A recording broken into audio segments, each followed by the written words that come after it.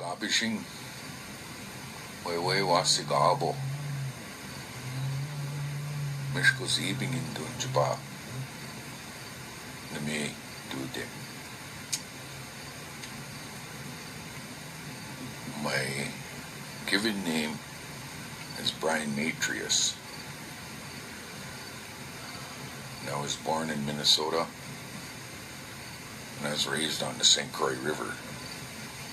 The Tamarack, where the Tamarack comes into the St. Croix, where the mouth of the Tamarack is. What I said in Ojibwe is I'm that one that brings the lightning. Been hit by lightning and survived it. So the old people gave me this name. The one that brings the lightning, carries the lightning.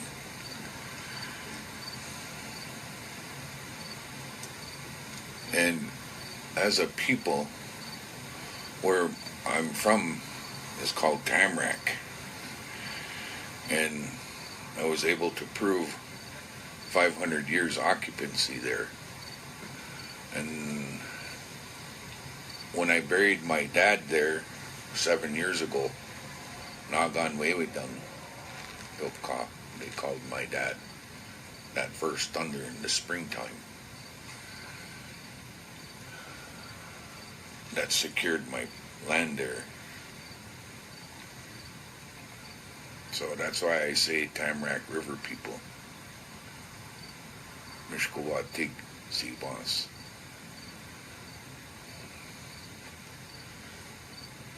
My grandpa and my dad raised me in the old ways to promote our language and our culture, who we are as a people, to teach our children how to survive this land, how to live off this land.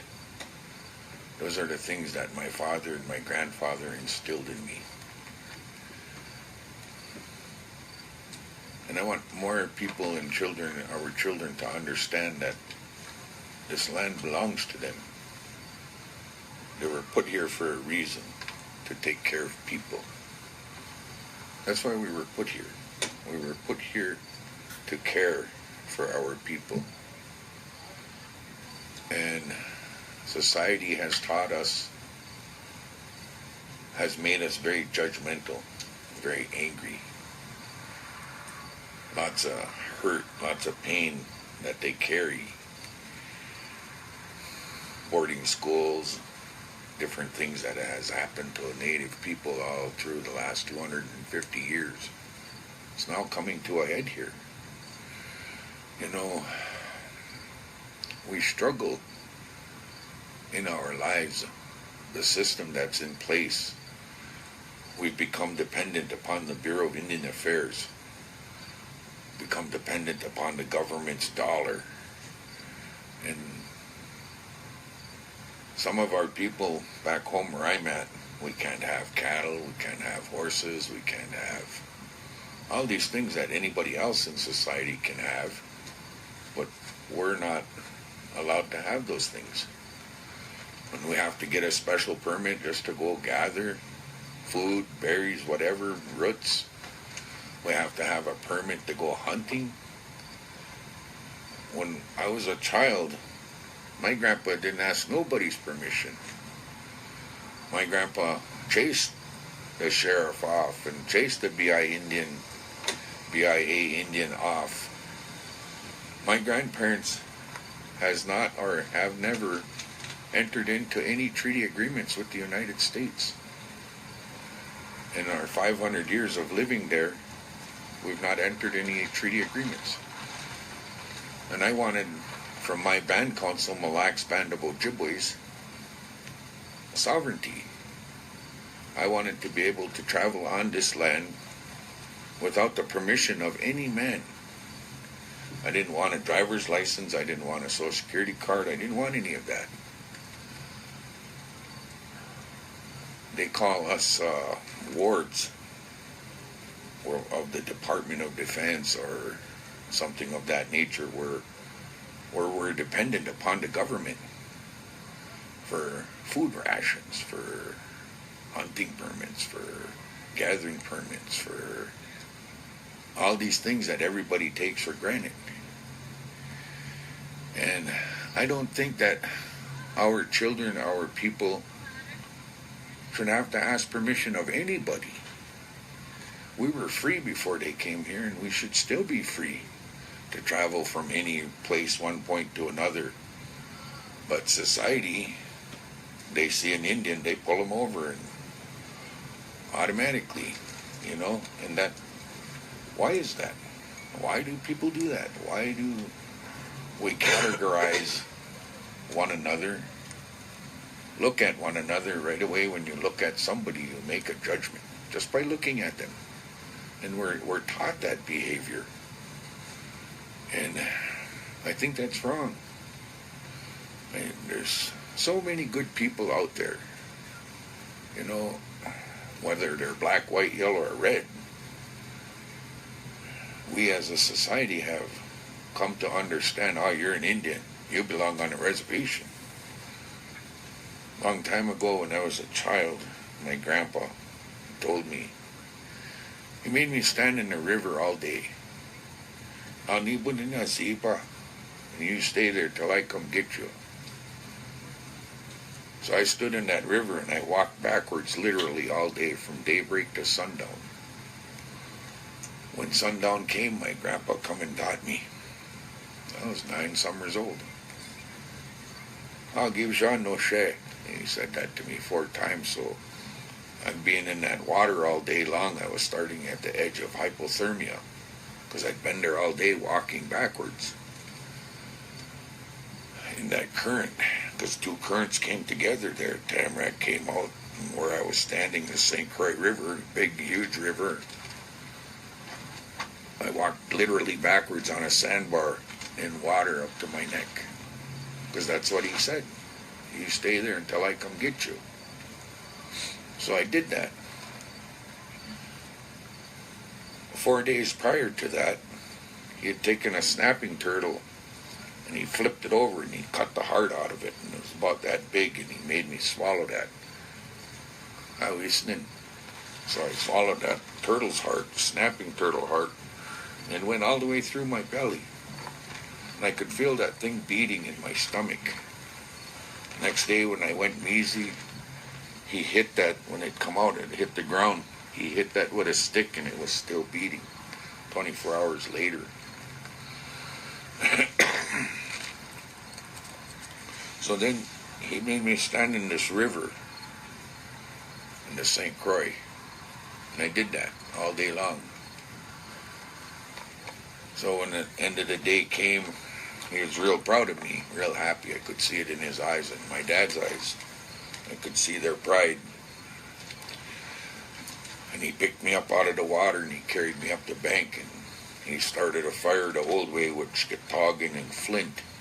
Puxine, he lit that fire. He had a small pipe. He lit that pipe. He talked for a long time in Indian. And he told me, he talked about my future, what I was to expect, what I would see. And all the things what my grandpa said to me that day have come to pass in my lifetime. Right to this point right here where we're at right now. One day you're going to be involved in a huge gathering of people, and you have to be there. And I've been to many gatherings, large numbers of people, and I've seen so much hatred for our people. And our people is what kept them alive when they landed over there. The Mayflower landed, the Wampanoag people brought them ashore, they fed them, they housed them, they clothed them. Then they killed them. The white man killed the natives. Why'd they do that? For land rights, land issues, the right to hunt and fish there. They fought our people. So our people left and we came this way. 400 years ago, We came from the East Coast to where we are now. And the tamarack there, this McGee's shell showed itself. It came out of this spring, and it hovered there, and it showed the people, this is where you're going to live. This is where the food grows on the water. And they're talking about wild rice.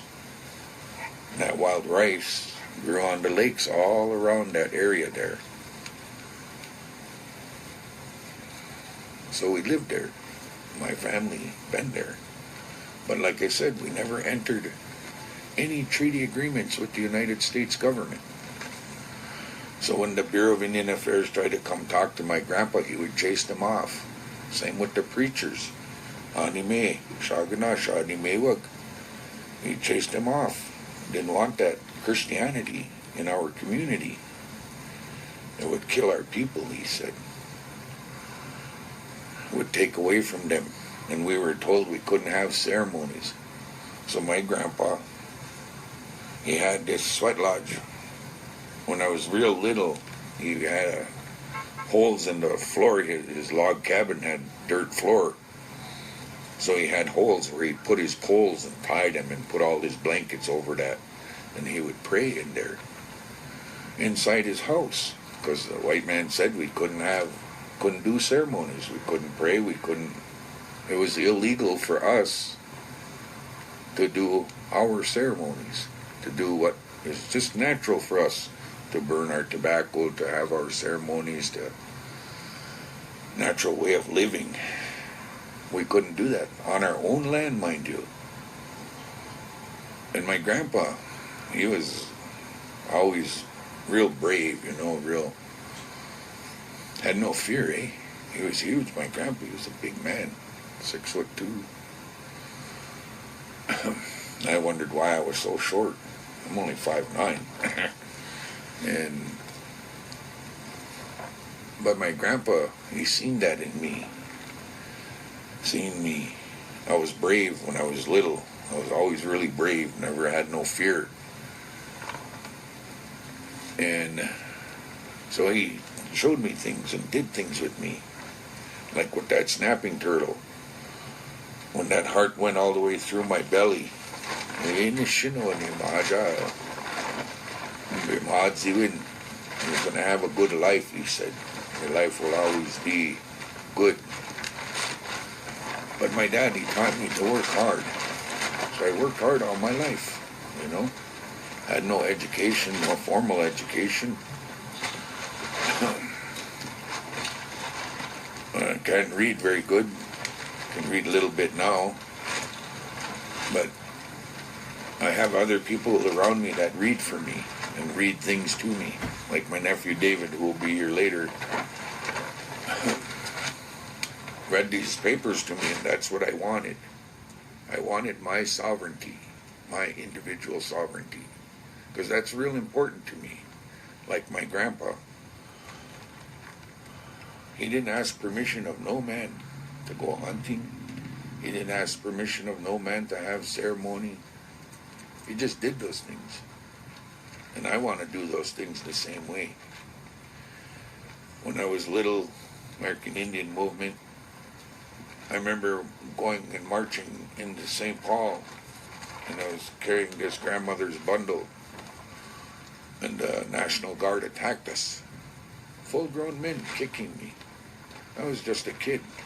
I covered up that grandma and covered up her bundle. Full-grown men kicking me, broke my ribs, hit me with nightsticks.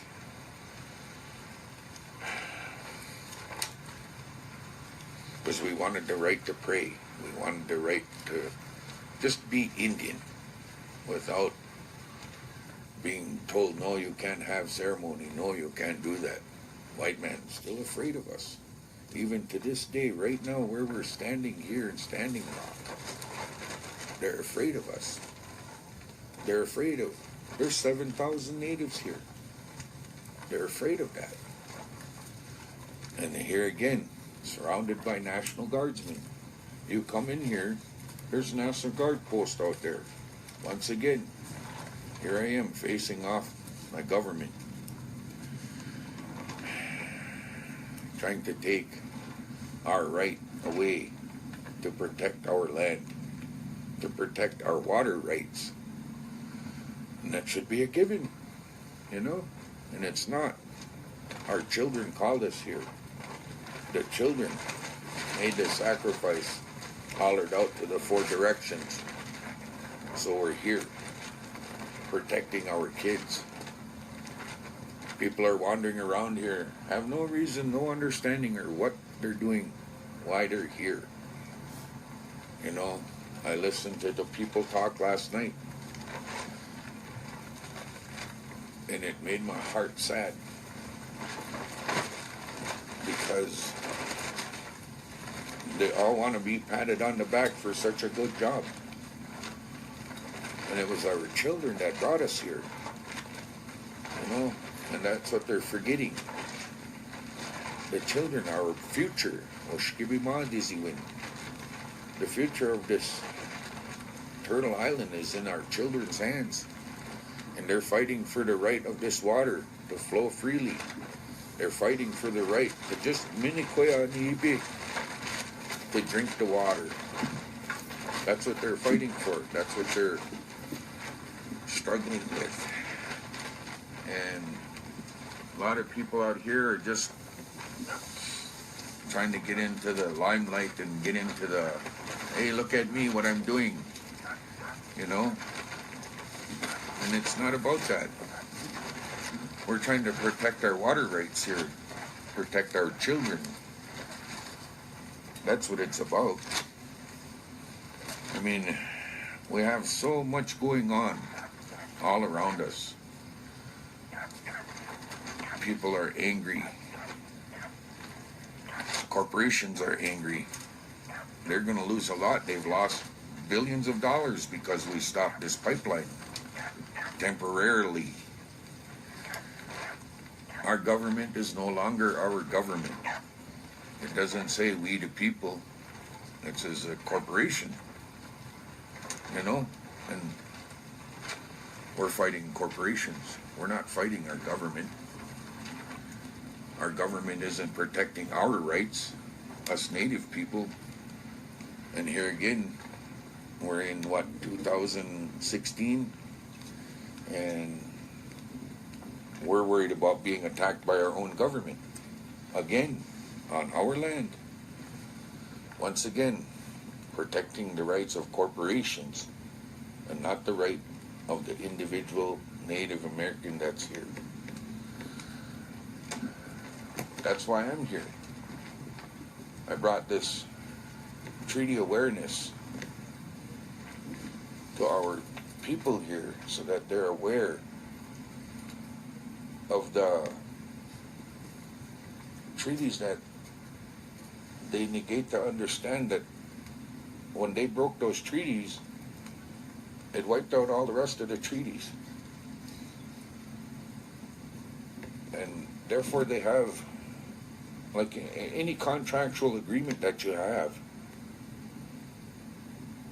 if both sides don't agree, then there is no more treaty. They broke that treaty when they started Christianizing us. Way back in the old days, they sent our kids, our people, to boarding schools, kidnapped their children. When they couldn't beat us, they gave us smallpox-infested blankets. The germ warfare. You know, we've lived through so much as a people. We struggle. Our kids, our children today don't even know how to survive off this land without a telephone or TV or a house. Our children wouldn't know how to scrape a buffalo hide, wouldn't know how to scrape a deer hide or tan that deer hide. I want my children to know how to do that. I want my children to know how to live off this land, know what's edible out here, what trees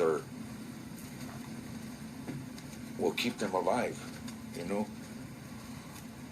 Like if you cut yellow willow, you put that in the ground, that'll continue to grow, you know? Like back home where I come from there, Tamarack River, you dig down in the swamp there, you pull out that cattail root. That used to be our leeks, they call them. And, all those things, we have those things.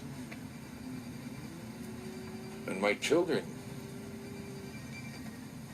that's the most important thing to me. You know, they're a blessing. That's what my dad said. You're a blessing. God gave me a gift when you came into my life. Today I understand that because I have my own children.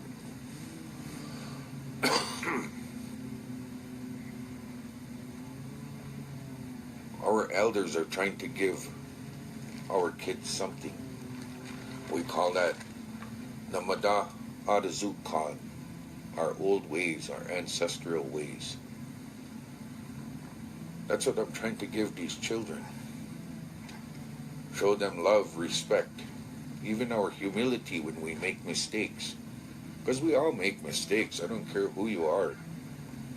Everybody makes mistakes from time to time.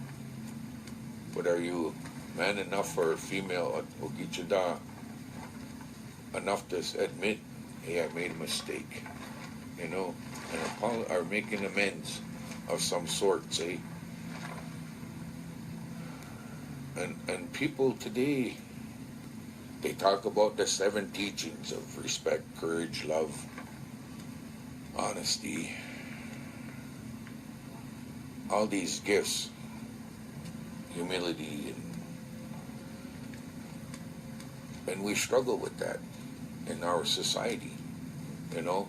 Even Christian people, Catholic people, they struggle with that. Sunday afternoon they go to church, Sunday morning, whatever. Well, our church is right here. Our way of life is right here. We live it every day. Every day I put my tobacco out. Every day I light my pipe and I say my prayers for my family. And I had to fight for that right. In 1973, I fought for that right. I was 11 years old, walking and standing up against Minnesota Corporation Council, whatever, Minnesota government, state government, mind you, just to pray. Just to simply pray. That's an awful thing to take away from a man. His right to pray, his right to take care of his family, his right to hunt, his right to gather. And that's what society did to us. They gave us a card. I call it a pedigree card, because it says on there I'm half Ojibwe, and it says I'm a half Potawatomi. I'm full-blooded Indian, and I've lived this way my entire life. I've always been an Indian. I've always had my braids. You look at the old AIM pictures, you'll see me. I'm that little kid running around. I got a full braid. Other ones, them other Gichadas, they got strap-ons. Hey, their braids only come down to here, and they got long fringes. My braids came down to my knees.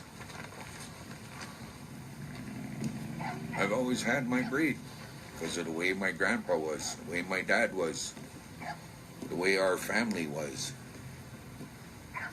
I'm very proud of the things that Dennis Banks and Russell Means and Clyde and Vernon Belcourt have done for our people. I'm very proud of that because I was part of that. When I was little, I remember sitting on that AIM drum and singing. I remember singing those songs. And today, our children, they don't even know what we went through in the 70s, in the 80s, in the 90s, the struggles that we had as a people. And here we are today, 2016, fighting our government, corporations, for just simple drinking water. For just such a simple thing. But it's our life, blood, Mother Earth's blood. That water, everybody takes that water for granted. They think that there's always going to be clean water. Well, you put a pipeline through it, or you put that chemical's going to somehow, some way get into our water system. Corporations are selling our water to other countries. What gives them the right to do that? We have people here that we got to take care of, and we can't even take care of our veterans. Our veterans who gave their lives, who fought for us, who put their lives on the line for us. Men and women, our children out there fighting for us. This land we stand on, my nephew over there, belongs to his great-grandpa. Sage, my nephew. We're fighting a people, a corporation that has no clue of what it is to take care of a family. I've been taking care of the people here, my family. We brought food and water and things here so that our families, whoever comes and camps here, can eat and have something to eat and laugh and just visit, you know. Bizindadida, our old people say, to just sit and visit with one another, learn who they are, help them. We didn't look at their skin color. We didn't look at where they came from. We just simply seen them as, hey, they need somewhere to be, so they're welcomed. That's what we do as Indian people. We take care of people. That's what we've been charged with. That's our job. To take care of one another and to teach that to others. To take care of each other. To help each other without expectation. Just do it because you can. Do it because you know how. Me, I love myself. I love who I am, who I've become. I knew my dad was very proud of me when he left this world. And I know he's here with us. I know he's helping us. I know that in my heart. I know one day I'm going to go home. I know one day that I'm going to step across and my family, they'll be sad, but they'll be okay. Because I'll have left them with these teachings that I'm teaching you right now. What I'm sharing with you right now. They're going to understand. They're going to know. Hey, Uncle was right. Uncle knew what he was talking about. Grandpa, he knew. My dad knew. My dad left me with many gifts. My grandpa left me with many gifts. And I'm sharing them with all the people that come and sit here. And I don't expect anything from them. Other than that they were happy and they felt good when they left. You know, they had a smile on their face. You know, that's an Anishinaabe way. That's Indian way. You know, Indian way of life. Such a simple thing. All we want to do is hunt and gather, take care of our families in a good way without being told by the government when and where and how. It's none of their business. Has never been their business. And they think that they can impose their law upon me. Well, no, you can't. I'm a sovereign nation all by myself. I have my sovereignty. I do not consent to any of the actions that the government is imposing upon us right now today. I'm here to protect these children with my pipe. I'm here to protect these children and the people that are here with my life, if need be. I've not ever run from a fight, and I'm not running now. You know, I'm not running.